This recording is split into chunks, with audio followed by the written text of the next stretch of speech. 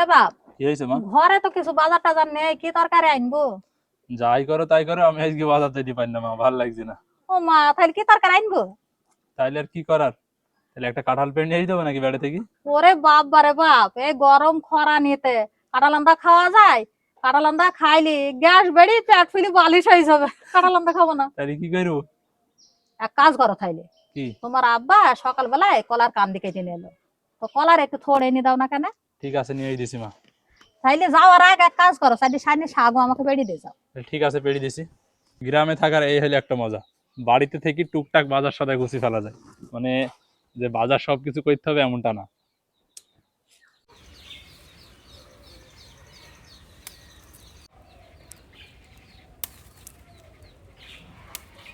এবার শাক গুনা বেছে নিছে, শাকের মধ্যে থেকে জালি পরিষ্কার পাতা গুনা নেব।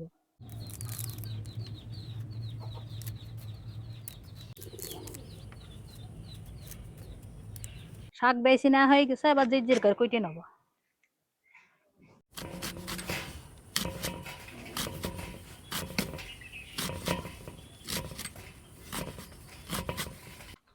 ও মা, শাক কোটা বাছা হইলো নাকি? এ দেখো বাপ, বাসা হয়ে গেছে, এবার কুইটে নিছে। তো দেখো, থোড়ে এতটুকু নিয়ে এসছি, তো হবে তো? কুইটি হবে বাপ। তো ঠিক আছে, মানে কুইটি নাও। এবার থোড়া চাকা চাকা করে কুইটে নিছে।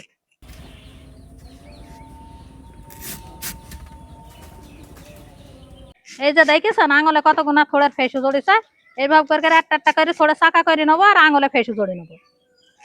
এবার জির করে কুইটে নিছে, থোড় জির করে কুইটে নেওয়া হয়ে গেছে, যাই এবার ধুই নিয়ে আসি। এবার শাকটা চড়ি দেওয়ার জন্য কড়াতে মধ্যে দিয়েছি, মধ্যে দিয়ে দিলাম নুন, দিয়ে দিলাম কাঁচা ঝাল। এবার শাকটা দিয়ে দিলাম।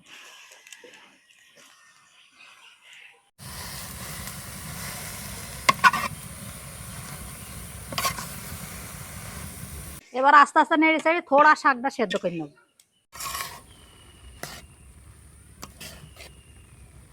শাক আন্দা হয়ে গেছে, এবার ঢেলি তেল পেয়ে নেব।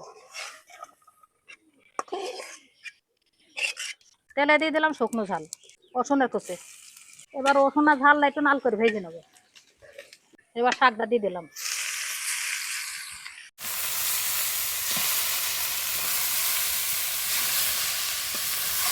হয়ে গেছে থোড় দিয়ে শাক ভাজে, এবার নামিয়ে নেবো।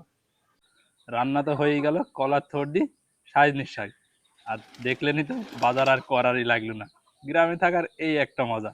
যেমন এটা হচ্ছে ভিটামিন ও পুষ্টিগুণ সম্পন্ন শাক, সেই সাথে খেতেও বেশ সুন্দর এবং সুস্বাদুও বলা যায়।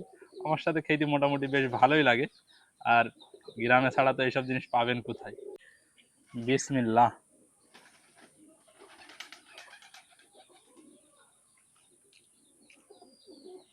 খেতে তো দারুণ লাগবে।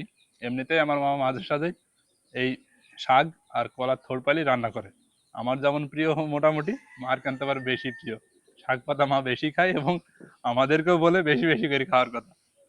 কারণ মা একটা জিনিস মনে করে যে সকল ভিটামিন নাকি শুধু এই শাক পাতার ভেতরে আছে। এবং আমাদের জোরও করে যে এরকম শাক পাতা বেশি বেশি করে খেতে। আপনাদের মারা কি বলে?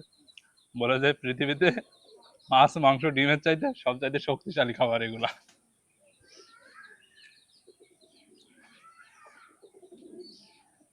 গরম ভাতের সাথে এরকম গরম গরম শাক ভাজি, দারুণ দারুণ।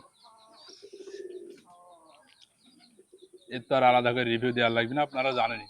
তো আজকের ভিডিওটা এখানে শেষ করছি, দেখা হবে নতুন কোনো ভিডিওতে। ততক্ষণ সবাই সুস্থ থাকবেন, ভালো থাকবেন।